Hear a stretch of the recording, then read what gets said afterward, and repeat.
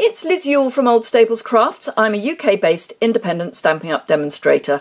Thank you very much for joining me again today for another of my mini-series on gift wrapping. Today I have got these two boxes to show you, well, a third box actually. This one is made using the Snowflake Splendour Designer Series paper with Pacific Point, because it's one of the colours in the paper.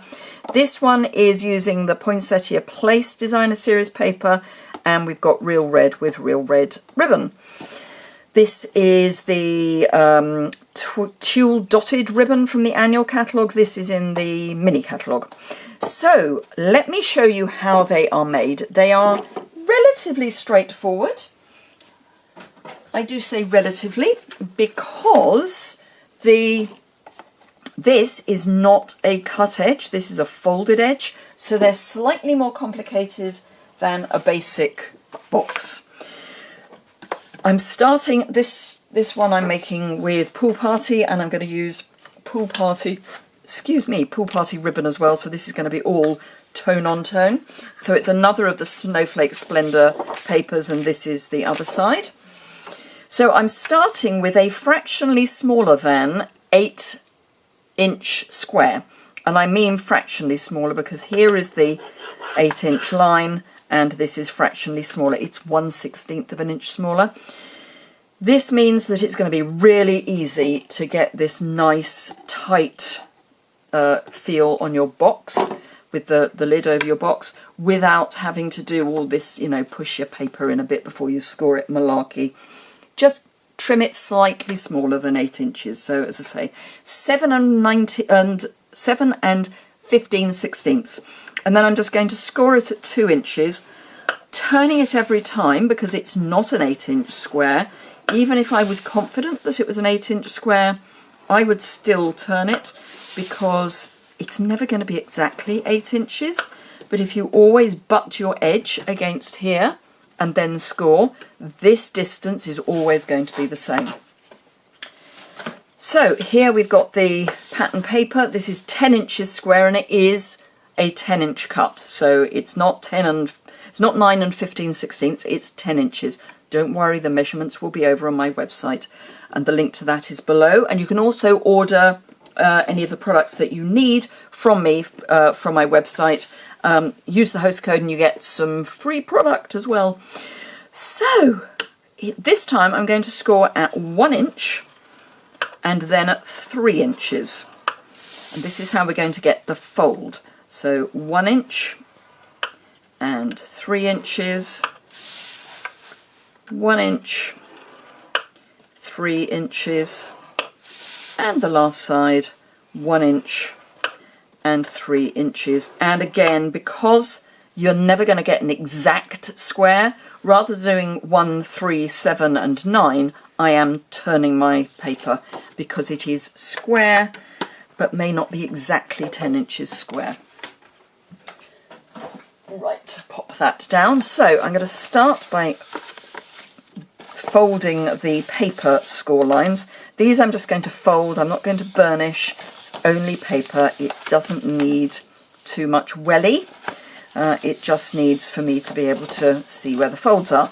Now, just in case it's not easy to see where the folds are, when I was making the Poinsettia Place one, I did actually photograph the top and the bottom after I trimmed it down and before I stuck it together, so that you can see what you're aiming for. So we've got a square, 2 rectangles and a square. What we are going to do is cut so that here's the score line. We are going into this rectangle side of the score line. So we're going to cut to the left of the score line up to this point here where everything crosses. I'm going to fold that out of the way just so that it's easier for you to see. I want to lose all of this and this, so I want to be left with just the square, but I also want this to be slightly wedged. So to save a cut, I'm going to slightly wedge it to begin with. And then I'm going to slightly wedge this side like that. and then I can cut away the bits I don't need. So I don't need this piece, and I don't need any of this. But this I'm going to cut at a very, very slight angle. So I'm wedging slightly. So I don't think you'll be able to see, but it's a slight wedge and a slight wedge straight. And we're basically doing that on all sides. So this I'm going to wedge very slightly. And again, wedge this end. So I'm going to do it as I go round this time. I'm going to wedge straight in. Well, not straight because I'm wedging. Then, this really isn't the best paper to have chosen for the camera, but hey-ho. So I'm coming straight up here. Fold in, wedge.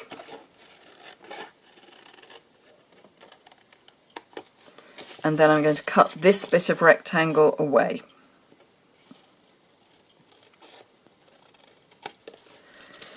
Scoop those out of the way. This needs to be wedged. And we're going round in a sort of Catherine wheel. So wedge the 1-inch rectangle, wedge into the big square, cut away all of this piece here. And again, I'm going to wedge. And as I say, if you follow the link to my website, which is in the description bar below the video, you will find photographs of what the final thing looks like. So wedging that, fold it in, and cut away this. And I deliberately chose the Poinsettia place because it is an easier pattern to look at when you come to looking at the shape. So wedge,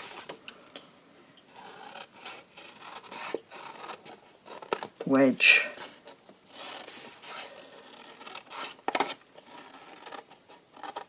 wedge,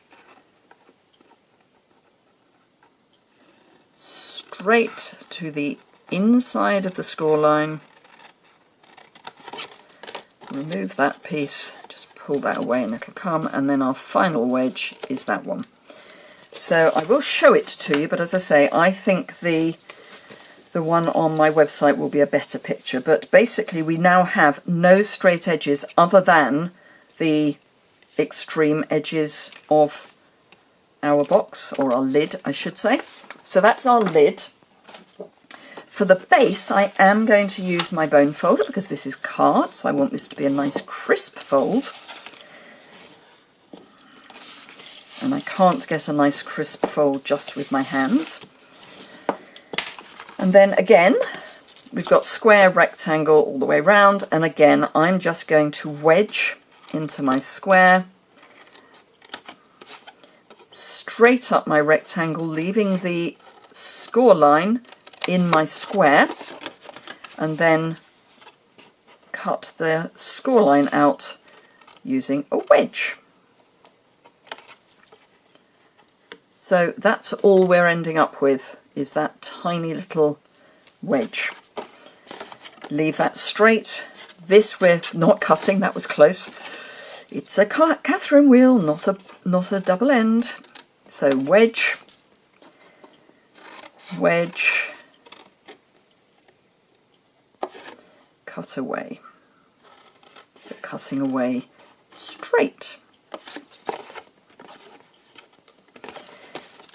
Wedge. Now this time I'm going to do it straight and then wedge. So we've wedged straight up the side of the score line so that no score line is on your rectangle, and then wedge. So this is easier if you're new to box making. It's easier to do that as 2 steps, doing the straight and then the wedge. But and I'll do that again on this side. But as I say, because I know where I'm coming from, I will just wedge as I go round. But this is straight, so we want to get rid of that score line, which is ugly for a start, and then get rid of all of those. So we now have this shape. Don't worry that this is not straight, it's not an issue, it's on the inside. So I like liquid glue for this, so I'm going to add liquid glue onto my flaps, and I want it to be reasonably close to the fold line. It doesn't have to be, you know, too close because it is a liquid, so it will squish. And then these bits I just need to make sure are stuck down. It's going to help with the strength of the box if the flaps are secure. And then our final side is this one. Now, as it's winter in most parts of the, well, most parts of the Stampin' Up! World, unless you're in Australia or New Zealand, of course, I can do all of the glue before I put the box together. If it's hot, you may need to do one at a time, but then all you're doing is bringing your straight edge up to your score line, and then you've got that little bit of wiggle room just to make sure everything is square. So cut edge against score line and squish, that's the word I'm looking for.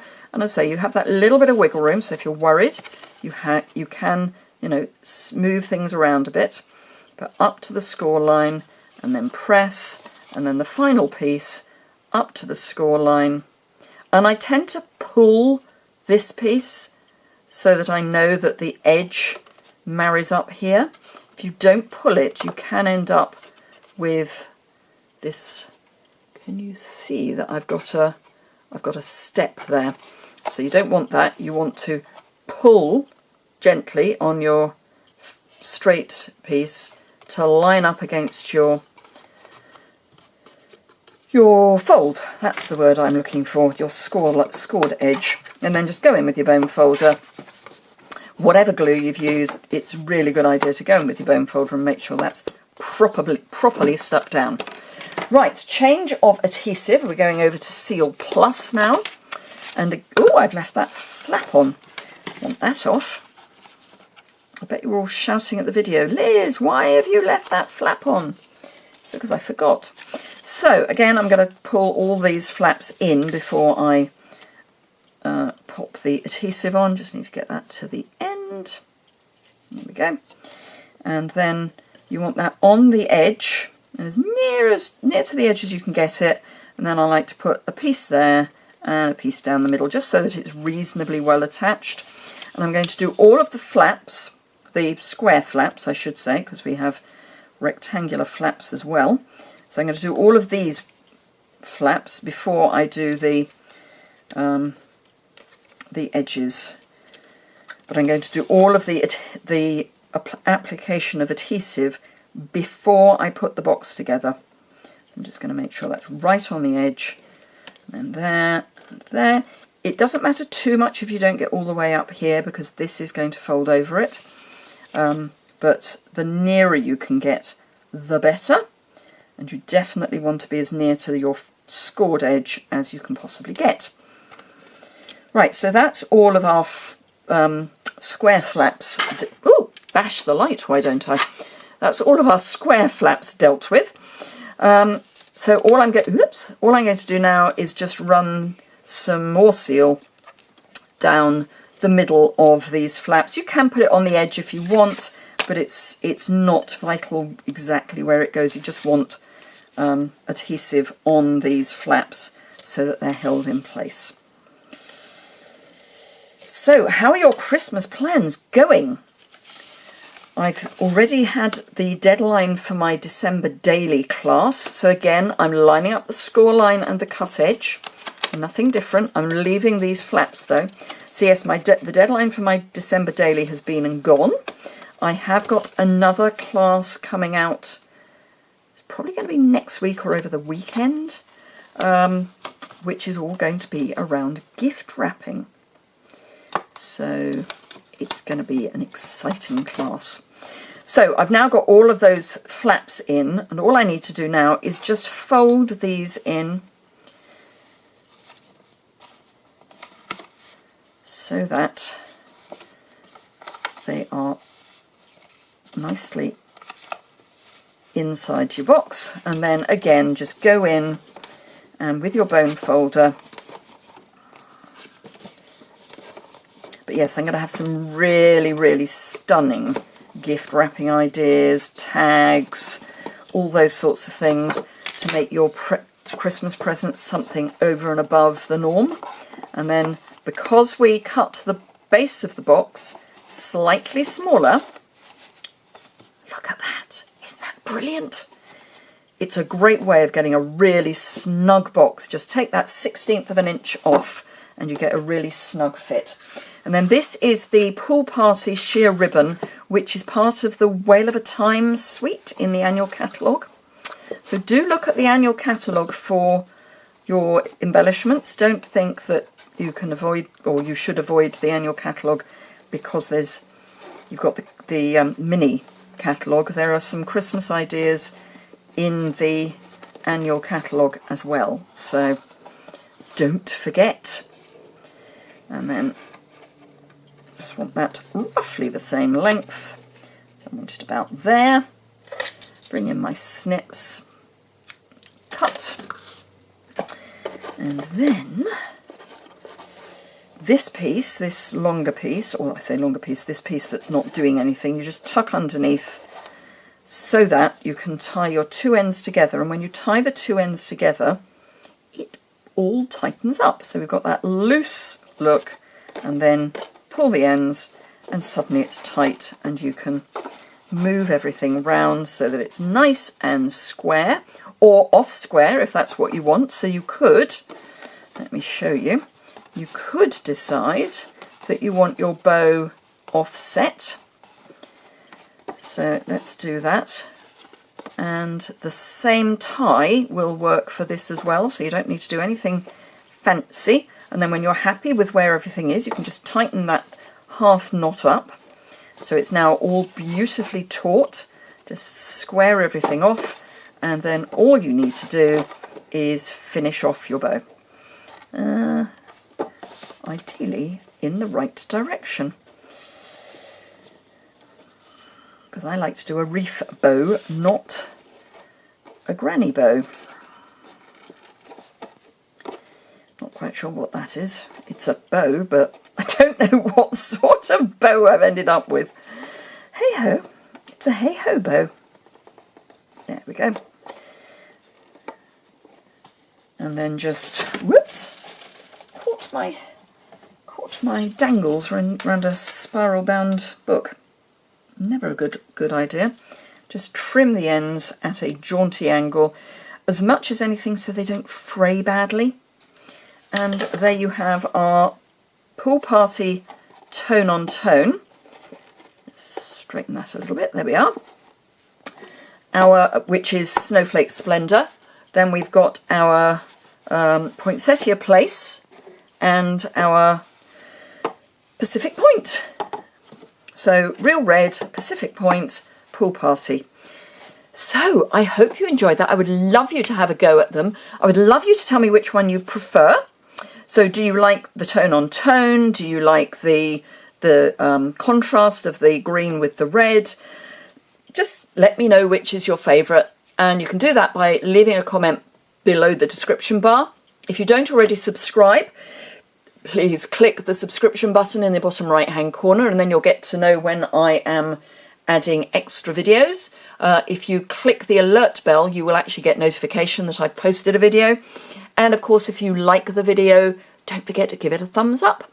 As I say, questions and comments below the description bar. I always reply to comments. Even if your comment is, wow, Liz, I really like all three, I will reply. If your comment is more, Liz, I missed that bit, how do I do that? Then I will reply to that as well.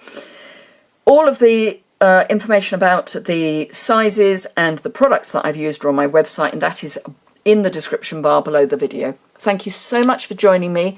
If you're in the UK, I would love you to try out my customer service. If you're elsewhere in the world, by just subscribing, you are helping me. So thank you very much indeed. Have a fantastic day, and I look forward to seeing you again very soon. Bye!